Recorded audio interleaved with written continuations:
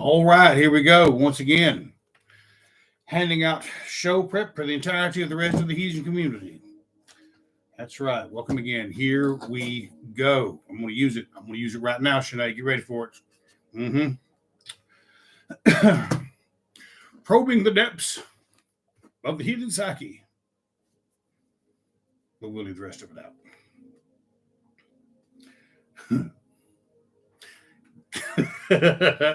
All right, tonight I want to go over Aegirs' feast if I can find it.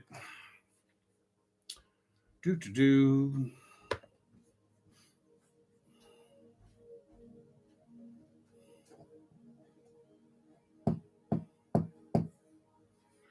And for the life of me, I cannot find it.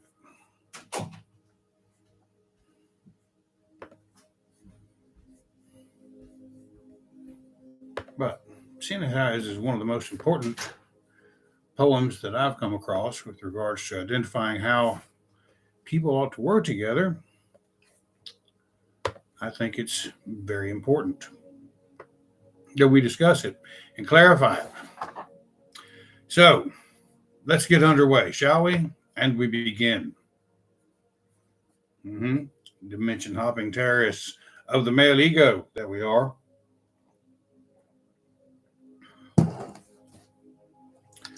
So, Aegirs' feast, Asatru 401. This is for those individuals that have been around for 20 years and still believe that Gullveig is Freya. Okay, keep reading. That's why it's called the homework of study. That's why I have the gifts that I have to elucidate and enlighten and educate the uninspired and the uninitiated in the ways of the heathen. That's right. So we're going to go over this so people can understand once again just exactly what this spirituality is all about. Because much of the nonsense I see on Instagram and TikTok and everywhere else is just that nonsense. Right? So, the Lokesana, right? Loki's wrangling. This is the one that pisses everybody off because I tell them how right that I am about what I say. And that's always fun. Much wailing and gnashing of teeth. That's fine, man. I'm glad you're here. So Aegir, who is also called Ymir, had prepared ale for the gods. Right? He had got the mighty kettle, as now has been told, with Tyr and Thor. To his feast came Odin and Frigg, his wife. Thor came not, as he was on a journey to the east, which is where he's always hanging around. Right? Thor is in a journey to the east. Is in the, I don't know how many different poems that there are, but I think it's pretty important to understand that, I mean, this is unverified personal gnosis, the bane of modern spirituality and heathenry, and one of those things that offends the Theodish, which I take extreme delight in. The sun rises in the east, guys. Thor's always on the journey to the east. I have to wonder if he's not clearing the path for the sun to rise to shine upon the kingdoms of men. Right? Sif, Thor's wife, was there. Bragged with Eithel, his wife. Tyr, who had but one hand, was there. So it's interesting that they're mentioned with their wife, but Tyr is not with the feminine partner, but he's also missing a hand. Think about the dynamics of that there, how the two must go together. So Tyr's that one that doesn't have a partner, but he also is missing a hand, and that's how he's referenced, who had but one hand, right? The wolf Fenrir had bitten off his hand when they had bound him. That's an interesting thing to pay attention to, right?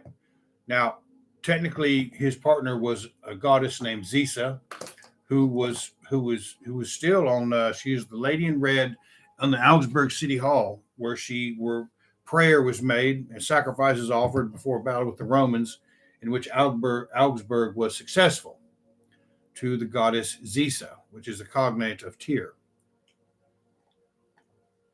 And so it's not like he didn't have anybody, but this is how he's referenced.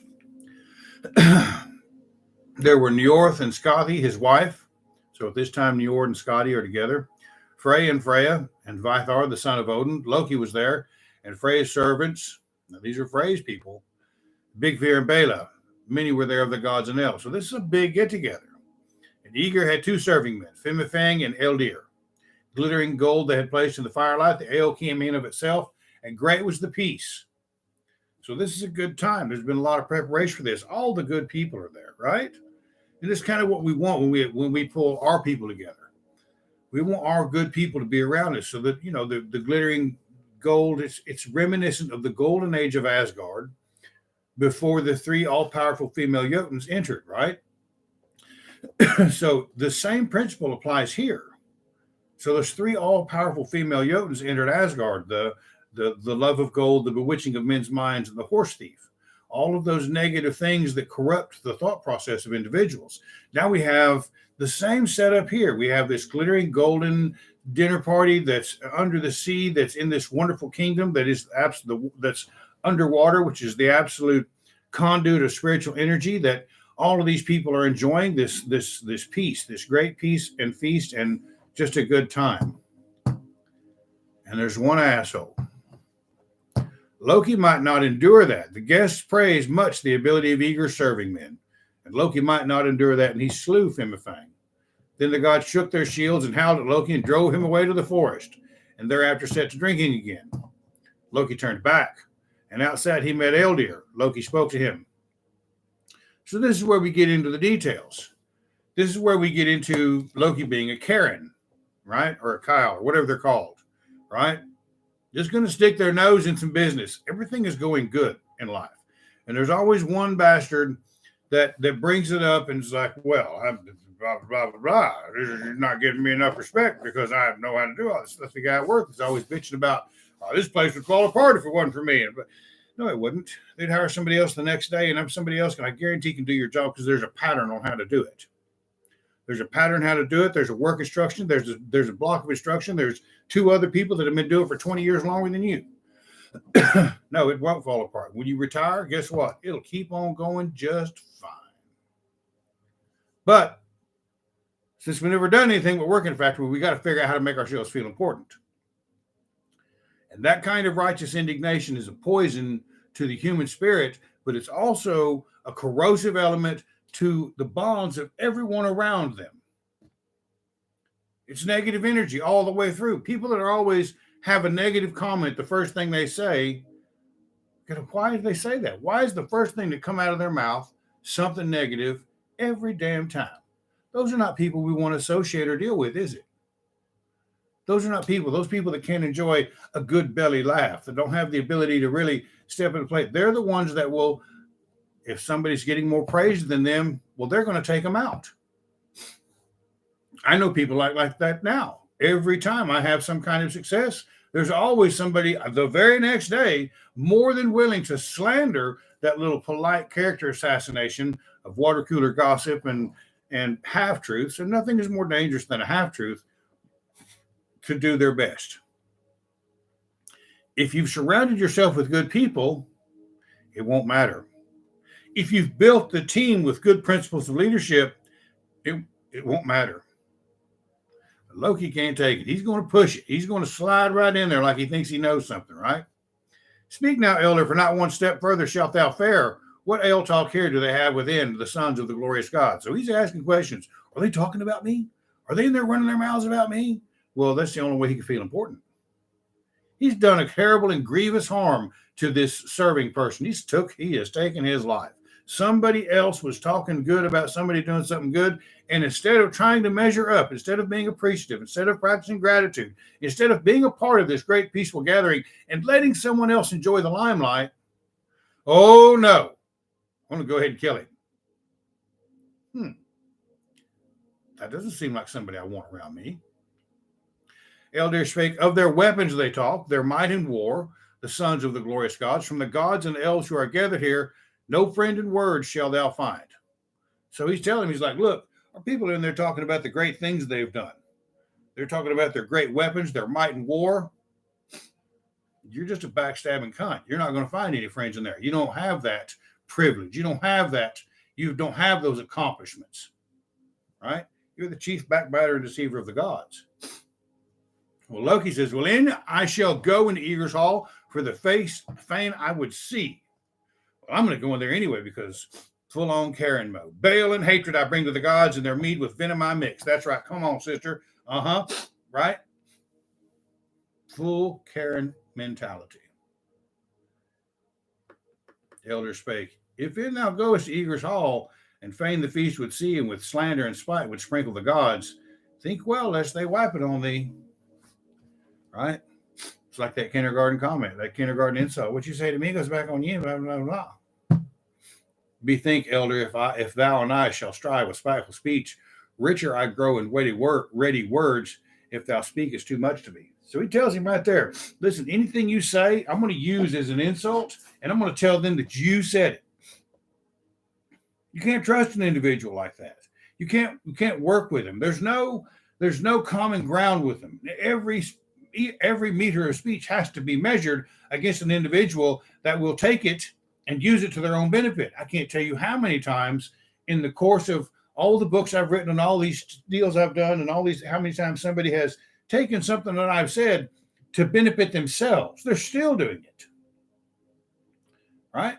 So what is my choice? I surround myself with those good individuals that I can speak my mind freely to. It talks about it in the Have 'Em All.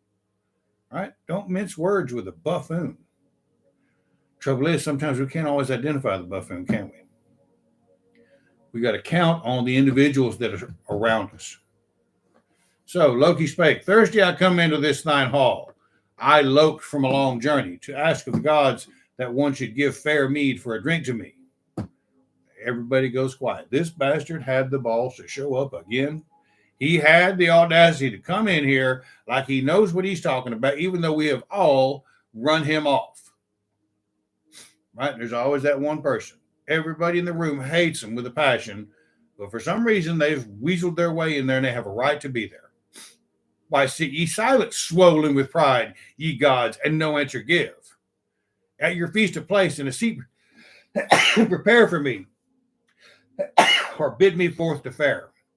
And so he's challenging their ideas of hospitality, right? He's like, oh, you're sitting there all blowed up, all puffed up, like you think you know something, but you will prepare a seat for me, or bid me forth to fare.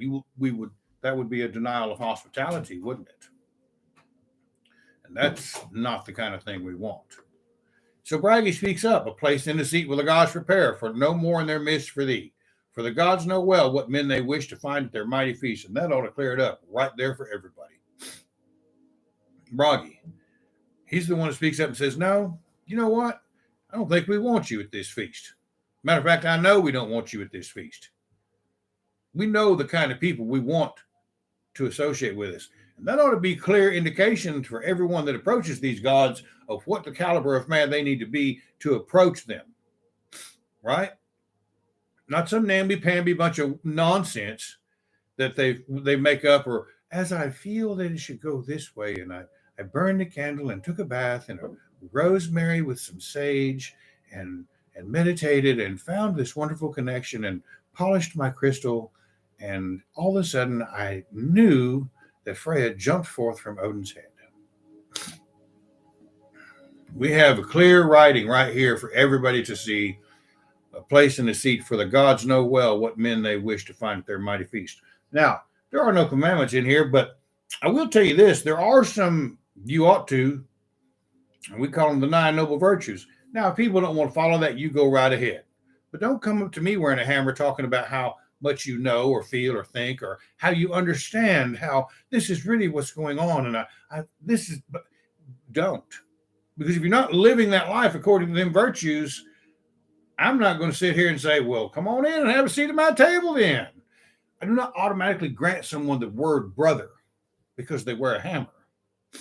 I don't know them. Right? There's a lot. I get along with everybody. I will talk to anybody and be friendly. But that letting somebody in the Inengarth, that is not an overnight sensation. That is not an overnight fireworks display.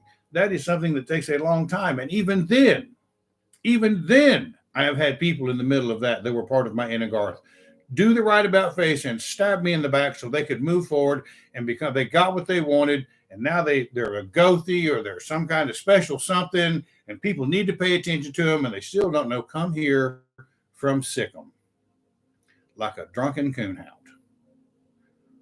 We ought to be paying attention to that. For the gods know well what men they wish to find at their mighty feasts.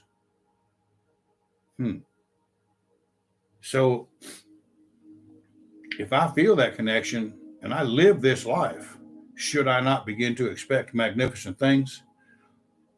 Not as gifts, but as opportunities to use the gifts that I already possess to make something special? I woke up with an idea for a book the other day that I know damn well I'm going to make and is going to be phenomenal. And it has nothing to do with this spirituality. Loki spake, remember, Odin, in olden days that we both are blood mixed. Then didst thou promise no ale to pour, unless it were brought for us both. Yep. Odin spake, stand forth then, Vither, and let the wolf's father find a seat at our feast. So he told his son to move over, lest evil should Loki speak aloud here within Aegirs hall. Then Vither arose and poured a drink for Loki, and you know that had to sup. But before he drank, he spoke to the gods. Hail to you, gods, ye goddesses, hail. Hail to the holy throng. Save for the god who yonder sit, Bragi, there on the bench. And there he goes. He starts off, right?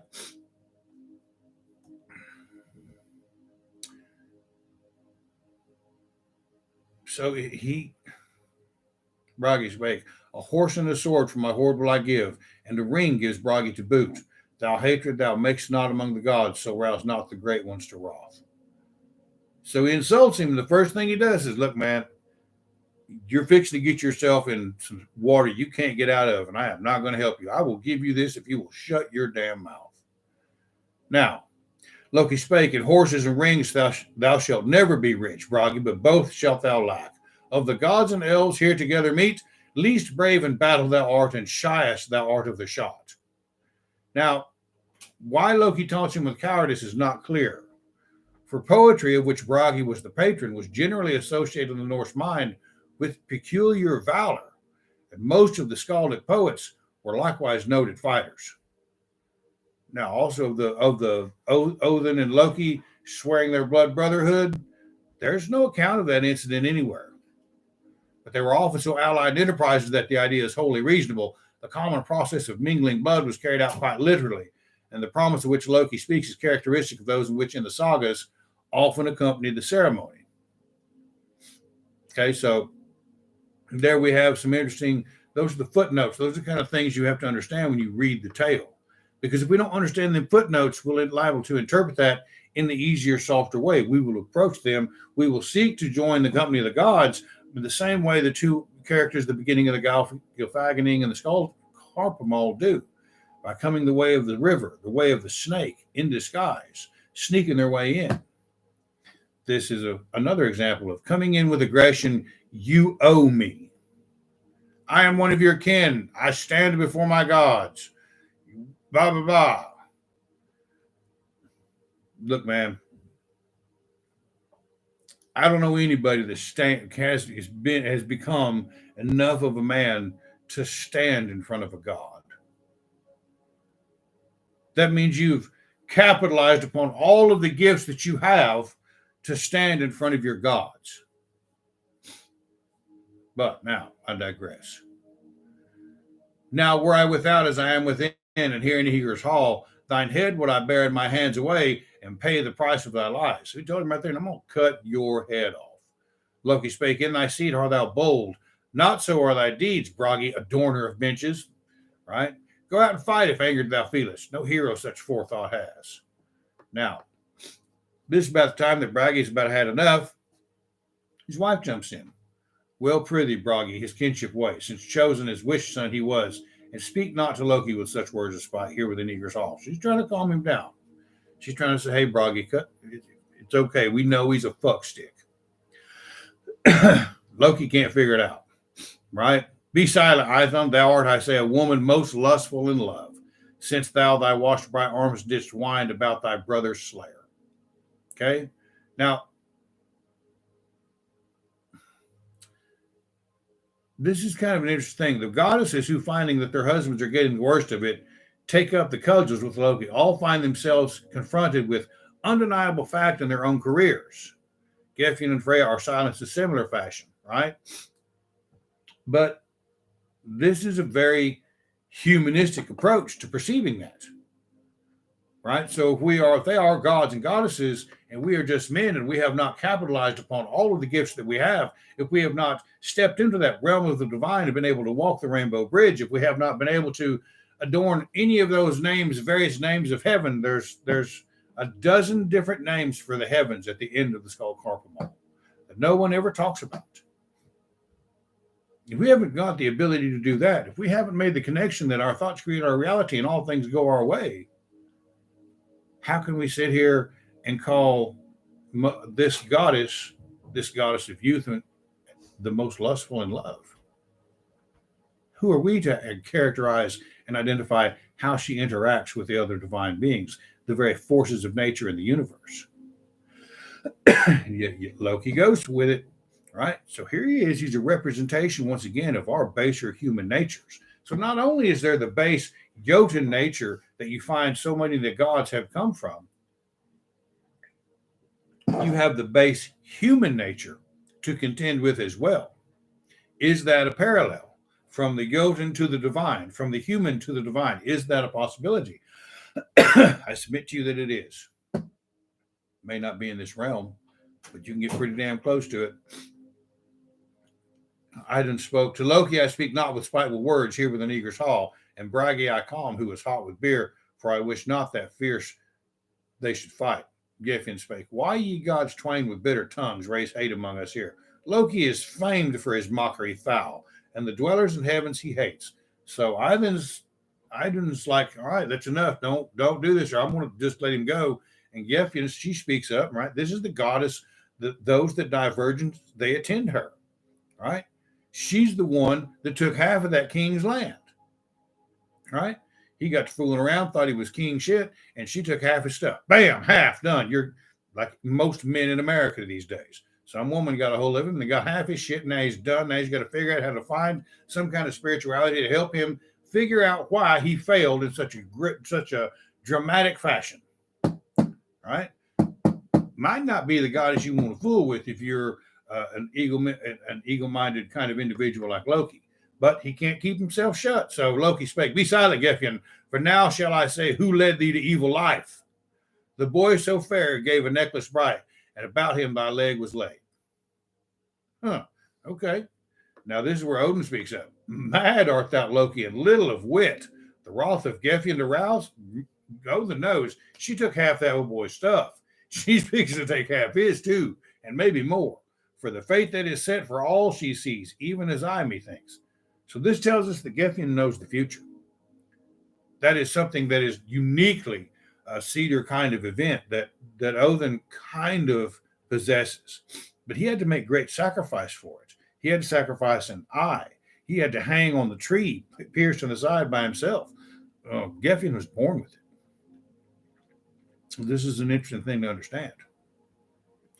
Now he lips off to Odin. Be silent, Odin. Not justly thou saidest the fate of the fight among men. Off gavest thou to him who deserved not the gift, to the baser the battle's prize. Odin spake, though I gave it to him who deserved not the gift, to the baser the battle's prize. Winters 8 wast thou under the earth, milking the cows as a maid. Aye, and babes didst thou bear. Unmanly thy soul must seem. So he calls him a bitch. That's probably the greatest thing I've ever seen, when Odin lips off and uses 6 lines to call him a bitch, right? Talking about Sleipnir, talking about all these other things. There's no other reference to Loki being underground 8 years or to his cow milking. On one occasion, he did, however, bear offspring. A giant had undertaken to build a fortress, and he gave birth to Sleipnir, right? So it was an insult to be taunted of having born children of a man. Loki comes back. He says, they say that with spells and Samsey once, like witches, with charms didst thou work, and in witches guised among men didst thou go. Unmanly thy soul must seem. So if a dude's out there cantering around with the witches, that's not where he's supposed to be. He's got his own set of things to work with. And when you start screwing around out there with the witches, they're going to ask questions. And they're going to call it like they see it. It's not very manly. Pretending to be something you're not. How interesting. Now, Odin's wife speaks up. This is where she jumps in. This is her old man she's talking about, right? This is the original ride or die right here. Of the deeds you two of old have done, you should make no speech among men. Whatever you have done in days gone by, old tales should never be told. So these two were outlaws, right? Odin finally grew up. Loki didn't. So one person steps up into the role they're supposed to become. This other aspect decides to keep playing the game, but he's not very good at it. Loki spoke, "Be silent, Frigg. Thou art Fjorgen's wife, but ever lustful in love. For Vili and Ve, thou wife of Vifthrir, both in thy bosom have lain." Yeah, maybe so. So, who are we to interact? So, if the king and queen of heaven are gone and the queen's supposed to run it by herself, shouldn't there always be that masculine feminine idea bouncing off each other? The yin and the yang, the sun and the moon, all of those things, the earth and the sea, all of those balance, those equals and opposites that keep everything running together. Odin wandered off. What the hell else is she supposed to do? Right? Then Frigg spoke, "If a son like Balder were by me now here within Aegirs Hall, from the sons of gods thou shouldst not go forth, till thy fierceness and fight were tried." Loki spake, "Well then, Frigg, let me tell you of the ill that I now know. Mine is the blame that Balder is no more. Thou seest ride home to the hall." So she tells him right there. So he tells her, look, I'm the one that got your son killed. So he called her a whore, and then he called her, and then he said, "I killed your son too." I'm going to think about that. Now, those are really awful terms to use for the goddess Frigga. But Loki just did it. He just laid that out and in front of her husband. So he's not pulling any punches. Right? He feels fully justified. Now, I don't know what kind of thought process is going on here, this kind of full-on mental break. But individuals, every now and again, you see them cut loose online with these ideas, these thoughts, these standing up against tyranny. Just cut loose online, and for all the world to see, not understanding what the repercussions of that nonsense are going to be from the powers that be. You feeling me?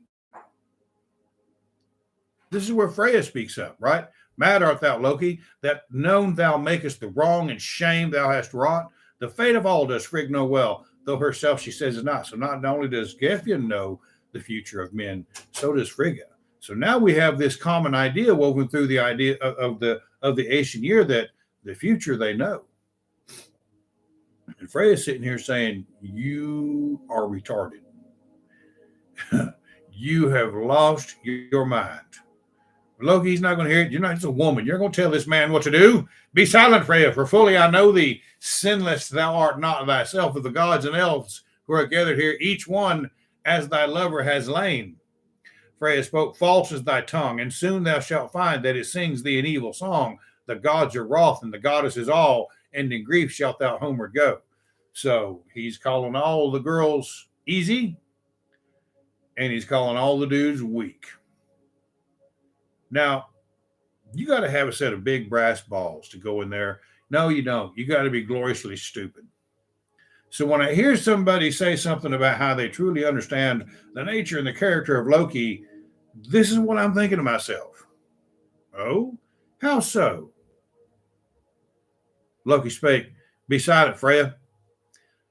Thou foulest witch and steeped full sore in sin, in the arms of thy brother the bright gods called thee, when Freya her wind set free." I don't know if she farted or something there. Now her dad speaks up. Now, if somebody talked to my daughter that way, I probably wouldn't say anything. I would act. Njord spoke, "Small ill does it work, though a woman may have a lord or a lover or both. But a wonder it is that this womanish god comes hither, though babe she's born." So here he goes. Here's Njord. So this is the Vanic god of the sea, right? This is the father of Frey and Freya, the literal abundance and fertility of the planet, directly opposite of Odin. If you were in the Greek mythology, that would be Zeus and Poseidon, but this is Odin and Njord, right? He also calls Loki a bitch. The womanish god. How interesting. running their mouth about what they think they understand, practicing all these. Oh my gosh, I wonder, could it possibly be that there are parallels in this ancient tale to what's going on today? I got a really good feeling about this one. Loki, be silent, Njord. Thou wast eastward sent to the gods as a hostage given, and the daughters of Hymir their privy had when use did they make of thy mouth. Hey, look, man, the daughters of Hymir, I don't know if they were gorgeous or hot or what, but old boy had his work cut out for him. Looks like he came out on top. Njord spoke. Great was my gain, though long was I gone to the gods as a hostage given. The son did I have, whom no man hates, and foremost of gods is found. Frey is no joke. Frey is a phenomenal masculine deity that represents the best of what a man should become as he goes from the warrior to being the husband, to being the one that fights that forest fire. And even if it is a historically parallel of, let's say it had the younger Dryas event, there's a farmer out in the forest giving everything he has with an elk candle and implement to protect all that he loves from flames that are coming to devour his everything. What an amazing fucking deity to apprehend. A sword that fought of its own will. He gave it up to find a woman that he could love. Wow. Now Loki's going to say, give heed now, Njord, nor boast too high. No longer I hold it hid. With thy sister hadst thou so fair a son, thou hadst no worse a hope. Well, that sister is the earth. The sea and the earth created a god of fertility and abundance. Yep, I imagine that interaction would create a god of fertility and abundance. And the sky and the earth had a son that was the god of storms. Thor and Frey are half brothers. What an amazing thing to consider. One represents the summer sun and the summer rains, the other represents the storm. Both of them mighty, powerful warriors. Tyr spoke of the heroes brave. So now he's offended Njord. Now Tyr's going to speak up, right? Of the Tyr's bravest, Frey is the best here in the home of the gods. Right? He harms not maids, nor the wives of men, and the bound from their fetters he frees. Holy shit. Come on. Whoo, son. Now we're talking about a man here. Now we got the god of war, who, and it says right there, he is not the god of justice. He is not known as the one that reconciles between men. He is a bad dude. He walks around with 55-gallon drums of wholesale whip ass, and here he is talking about Frey in high praise. Wow. You got to think about that. That means something. So that's all of these gods and goddesses sticking up for each other, standing up, pointing out the best of who they are. That's the kind of people we want to surround ourselves with. That's who we want to be associated with. Not this Loki. Be silent here, for between two men friendship thou never couldst fashion. Fain would I tell how Fenrir wants thy right hand rent from me. Yeah, right. He's not a friendly dude. He ain't here to kiss your ass or make you feel good about self. But when the time comes, he will lay it down, stand behind you to back you up. Come on. I need a friend. I need a couple of hard motherfuckers, right? That's your man. Tyr spake, my hand do I lack, but Hrolf Vitnir thou, and the loss brings longing to both. Ill fares the wolf, who shall ever wait, and fetters the fall of the gods. That is the wolf that he bound. That is Loki's son as well. Be silent, Tyr, for a son with me thy wife once chanced to win. Not a penny methinks was paid for the wrong, nor was righted an inch, poor wretch. Now, that could only be Zisa. I don't know what that would be. We don't know, and we don't know who the son in question was. It's not written about anywhere else. Frey spake, by the mouth of the river the wolf remains till the gods to destruction go. Thou too shalt soon, if thy tongue is not stilled, be fettered, thou forger Vil. So Frey just tells him, look, you better shut up. We're fixing to tie you down. The daughter of Gimnir with gold didst thou buy, and the soul thy sword to boot. But when Muspel's sons with Mirkwood bride, thou shalt weaponless wait, poor wretch. Yeah, he told him. So there's the uninspired human intellect saying, oh, you gave up your sword. You're not going to be able to stand up and defend yourself when the time comes. Times are going to come and go. Things are always going to be a cycle. There's going to be engines of destruction that tear across this planet more times in the 4 billion history, 3 billion year history of this planet than we can imagine. My gosh, what kind of great blessing would it be that for just a short, small while, a man and a woman might get to enjoy love? So be it. That's a concept somebody like that can't understand. Big Veer spake, had I birth so famous as Aegir Frey, and set in so lofty a seat, I would crush to marrow this croaker of ill and beat all his body to bits. So, now, Big Veer is one of Frey's servants, so he's standing up for his boss. He's standing up for his man, right? So, the Inginar Frey, right? The name is not used elsewhere in the poems or by Snorri. It may be the genitive of a woman's name, Ingun, the unknown sister of Njord, who was Frey's mother. Or it may be a corruption of the name Ingwe, used for Frey, Fro, in Old German mythology, right? Njord's sister is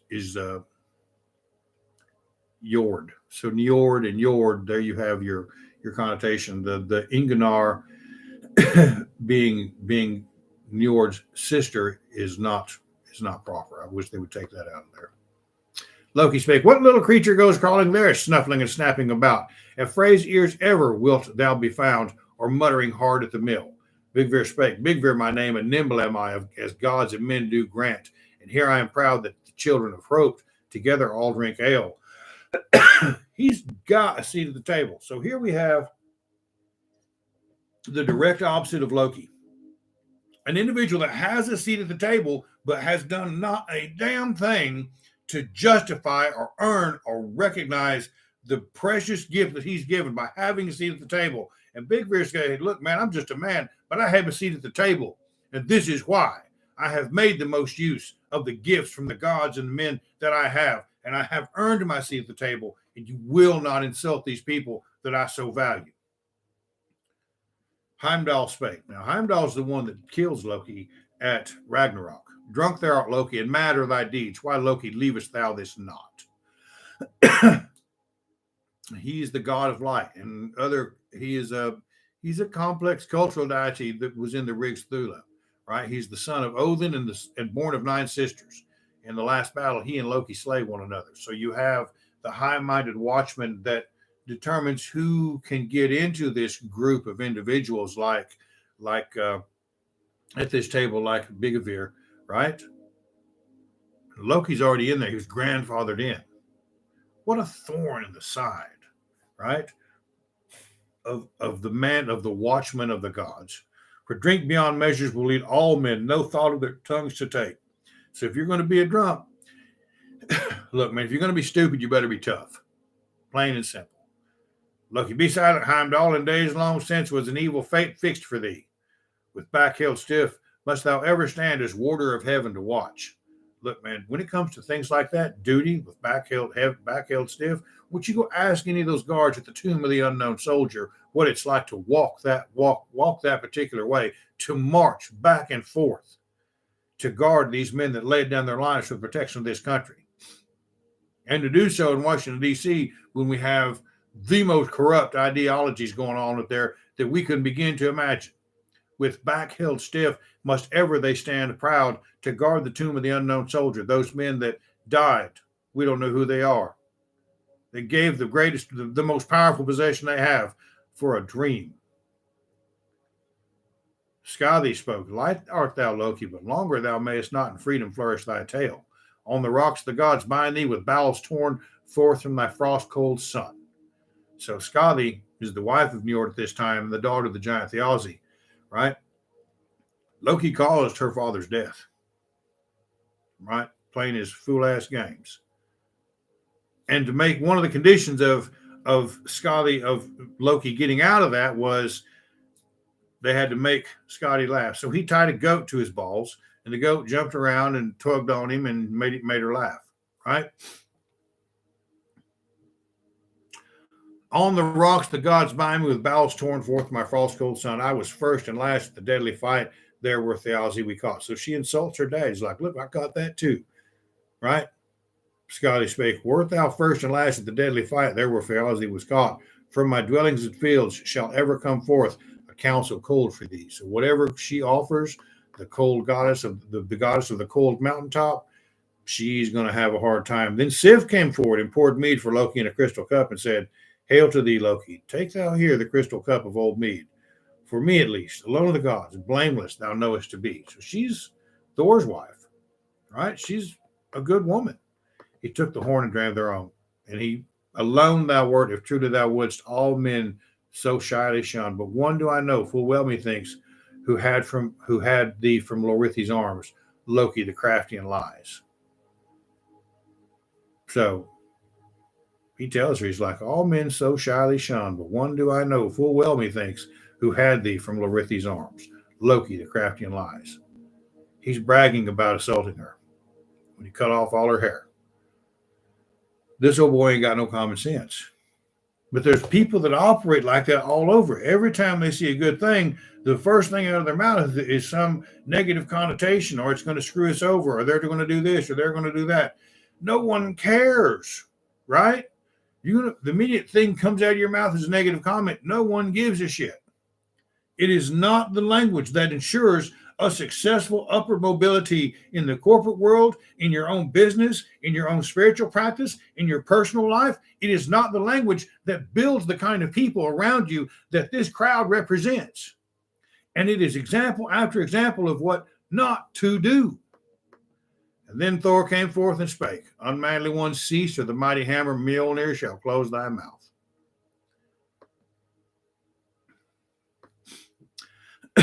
Thy shoulder cliff shall I cleave from thy neck, and so shall thy life be lost. Loki spake, lo, in has come the son of earth. Why threaten so loudly, Lord? Less fierce that shalt thou go to fight with the wolf when he swallows Sigfather up. Well, yeah, he's not going to fight the wolf. He's going to fight Midgard serpent. The other one, he's going to kill it. Thor spake, unmanly one cease, for the mighty hammer shall close thy mouth. I will hurl thee up and out in the east, where men shall see thee no more. Loki spake, that thou hast fared on the east road forth to men should say thou no more. In the thumb of the glove did thou hide, thou great one, and there forgot thou wast Thor. Thor tells him again, unmanly one cease, or the mighty hammer Mjolnir shall close. My right hand shall smite thee with Hrungnir's slayer till all thy bones are broken. Loki spake, a long time still do I think to live, though thou threatenest thus with thy hammer. Rough seem the straps of Skirmir's wallet. When thy meat thou mightest not get, and faint from hunger did feel. He couldn't untie that bag. You're making fun of him for being weak. Maybe not a good idea, because that was a magic thing. Thor spake, that's a half-truth.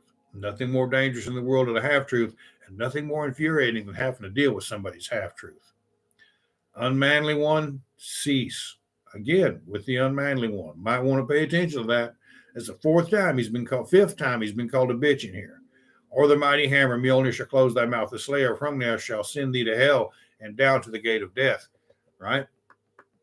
Loki spake, I have said to the gods and the sons of the god, the things that whetted my thoughts. But before thee alone do I now go forth, for thou fightest well, I ween. Ale hast thou brewed, but eager now such feats shall thou make no more. Over all that thou hast, which is in here within, shall play the flickering flames, and thy back shall be burnt with fire. And after that, Loki hid himself in Franafag's waterfall in the guise of a salmon, and the gods took him. They got him. That's why it's narrow at the tail, because they grabbed him by the butt. He was bound with the bowels of his son Vali, but his son Narfi was changed to a wolf. Skadi took a poison snake and fastened it up over Loki's face, and the poison dropped there on Sigyn. Loki's wife sat there and held a shell under the poison. But when the shell was full, she bore away the poison, and meanwhile the poison dropped on Loki. Then he struggled so hard that the whole earth shook therewith, and now that is called an earthquake. That is an amazing tale. That is a real clear thing to tell for everybody to understand how to act, how not to act, how to be, how not to be.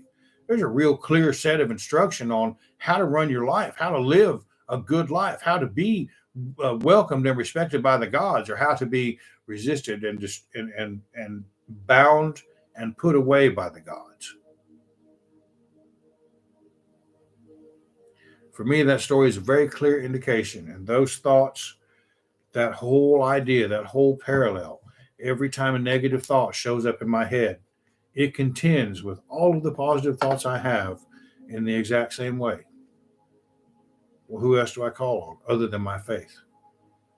How do I contend with that if that one negative thought wheedles away at all of the positive things you're thinking about. Now, granted, we need to have some balance. We need to keep it in perspective. We don't want our egos to get completely out of control. I've done this and I've done that and blah, blah, blah, blah, blah, blah, blah. Well, I have done this and I have done that. But I got to keep it in perspective, right? I start going around talking about how great I am, which I am prone to do, right? I probably better check on that.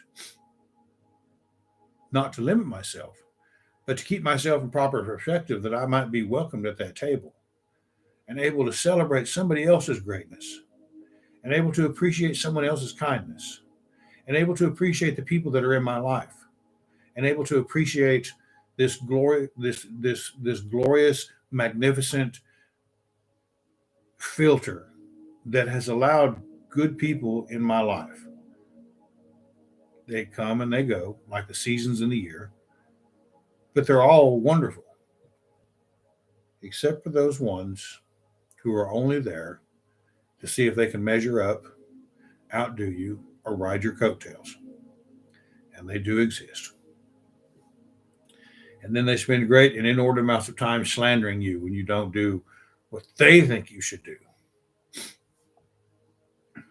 But that's it. It's hard to deal with those kind of things. Where else should we look for guidance if we can't look to the spiritual literature of our faith? So that was a long one, and I appreciate everybody joining in. And that's a lot to try to digest. But I've got a Zoom meeting here in just a minute, and I really look forward to my participants in that.